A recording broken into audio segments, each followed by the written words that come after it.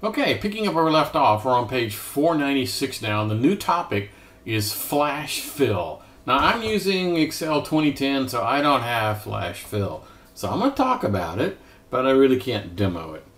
The idea is that Microsoft could look at this and actually infer what it is you're doing. For example, if I was to go here and using this, if I was to go here and start typing, Rachel S, and then go here and say Charles, and then by the time you've done like 2 of these, the machine just says, aha, it looks like you're separating by, in fact, let's make it easier. Let's do Rachel rather than Rachel S. It looks like you're catching the first word, and then it'll say, is this what you want? And go, whoop, and it'll actually do all that complex stuff for you. Now, I don't particularly like that because, hey, I'm an Excel kind of guy. I like those functions, and so I don't want to have some wizard come in and do it for me because maybe it didn't detect the exact pattern I was after. Like in this case, there's 2 spaces. In this case, there's only 1, and I don't know, could it detect exactly what I had in mind, or may it actually do something different? So anyway, look in the book. If you've got the 2013 or 16 version at home, go through the exercises and you'll learn all that there is to know about flash fill.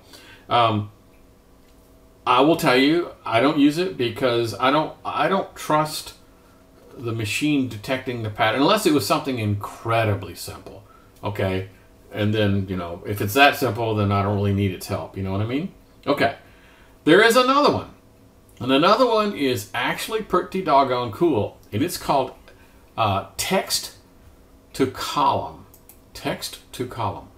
So let me just grab some data. Here we go. Here's text to column. So I'm just going to find me a spot over here, and if I go and say text to column here, so I'm going to grab this and say text to column, and it's going to say, how is this being delimited? Now we're going through that same little wizard we did before, like is there a heading and this and that and the other. Well, more than likely the separations are going to be like on a comma. So it didn't find anything, but if I go here to comma, it goes, okay, cool. So I'll say, yeah, separate that for me. Cool. And then, the same old thing about, the format and all the rest of that stuff. Now, here's the part that's really weird, okay? It's going to come back and says, do you want to replace the contents where it is? And let's just say, yeah, I do. Whoa, wait a minute. I actually ended up clobbering an extra bit of data. This used to have something else in it, so I messed up big time. So one of the things you have to do to pay attention when you're doing the text to column guy is where it's actually going to go, okay? So if I grab this and go to text to column, I got to make sure that when I get to here, this destination does not point to the original location. So I'm just going to go here, find me a blank spot, okay? And then hit finish, and now we're cooking. So this is a pretty cool way because it basically goes through that same little wizard thing we did when we were importing from XML or text or all the rest of those guys, where if there's a delimiter like a space or a comma or something you can see, this is a pretty cool way. So I use this occasionally. If the stuff is kind of simple, like it's only a single delimiter, that's great. I will warn you, don't allow it to put the stuff back in where it was, because that don't work. Okay. So there's a little section on page 501 that basically describes the 3 techniques. And this is one of those things that sounds an awful lot like a test question on when I should use each of the 3 techniques we just talked about. Okay, so the real world advice on page 501. The first one is text to column, the one we just did. Text to column is kind of sort of simple. It works really good if you got like the same number of columns, or you have a blank spot where you can put stuff. That works pretty good, but it's kind of simple, okay? Text functions. Text functions are great if you're planning on doing this over and over again, like I'm importing data and then I want to clean the data. Import data the next week and clean the data. Like you're doing the clean operation over and over, and perhaps you've perfected it over time to make sure everything is exactly right. That would be the perfect way to doing it. Flash fill is for things that are kind of sort of simple and kind of a one-shot deal. They're not really designed. Flash fill doesn't work, for example, because it only detects patterns as you work. So if I was to do refresh, right, on the screen and pull up new data, or perhaps have another spreadsheet where I copied and pasted new data in, the flash fill is going to go, I don't see it, nothing's changed as far as I'm concerned. So of the three, simple stuff for text, for repeated data imports, I'd use a series of functions. And then if using flash fill, if it's already consistent, like it's semi-cleaned, it's pretty much well cleaned, but just needs a little bit of tweaking, then you can use flash fill. But again, flash fill isn't really designed for doing daily dumps into your Excel spreadsheet. Okay, cool. I repeated it several times now, so hopefully you guys that are watching the video are going to put in little asterisks in your notes, going, ooh, test question, ooh, test question. Okay.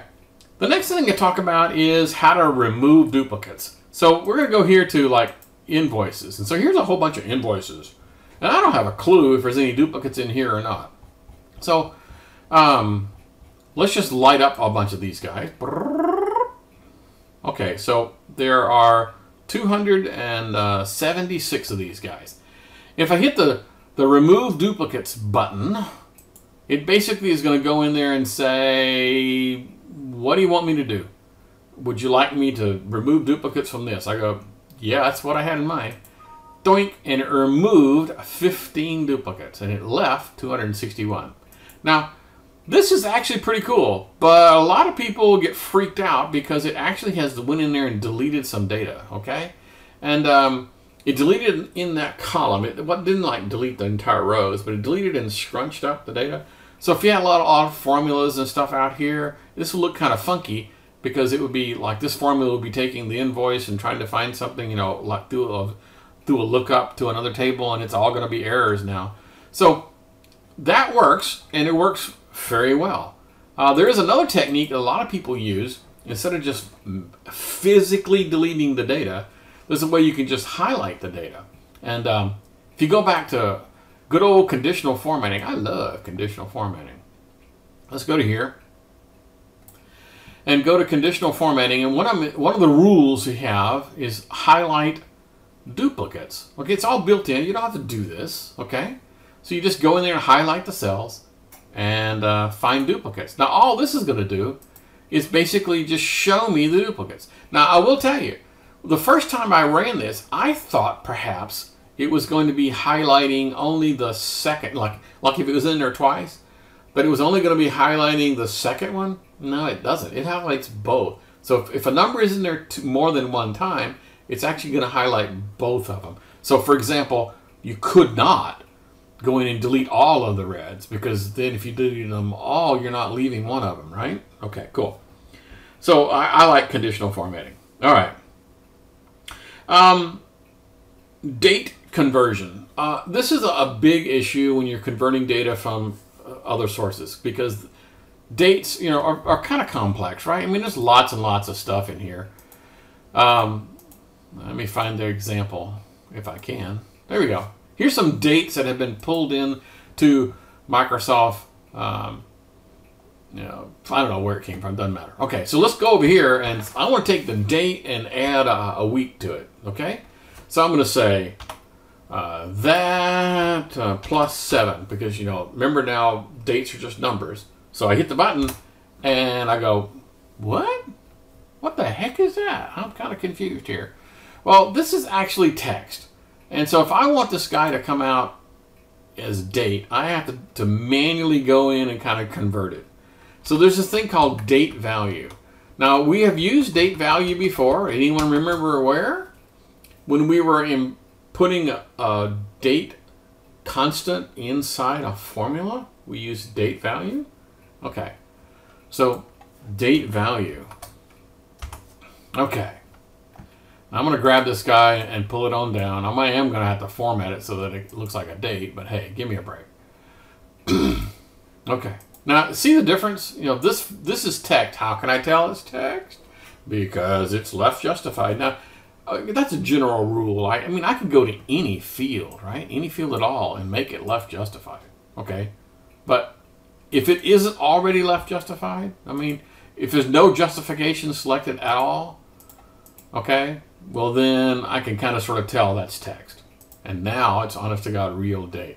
So that date value is a very common thing to use when you're pulling in dates. You may have to go in there and make some tweaks. Let's use the fill, the text to column guy to separate these three pieces. Okay, this came from a customer. Well, this is a bad example, but let's drop that one off. In fact, I'm going to delete this guy. Okay, instead of using US date format where the date is the first digit is the month, let's assume this came from some other country. So I'm going to go to here and go back to my text to column guy. So I'm going to grab this, go to text to column, and yes, it is going to be delimited, but delimited by what? Well, it's going to be delimited by the slash. Okay, it's going to be delimited by the slash. Remember, I do not want to put it back in the same spot. That's a very good thing to remember. So I'm going to pick right there and hit finish. Boom. Now it has pulled these guys out. So let's say I want to create a date again. Okay, there's a bunch of these date features. In fact, if you look in the where is it? The quick reference on page 506, they have all this stuff. Oh, I'm kind of going to cheat a little bit. I'm going to say date value again, right? And I'm going to say it's this time it's going to be this guy. I'm going to use some glue. Whoops, I don't know if I do it right. And then this guy, and then some more glue, and then that guy. Whoa, what happened? I wasn't finished typing. And then that guy. Okay. Whew. All right, let me drag this down, and we'll go back to format,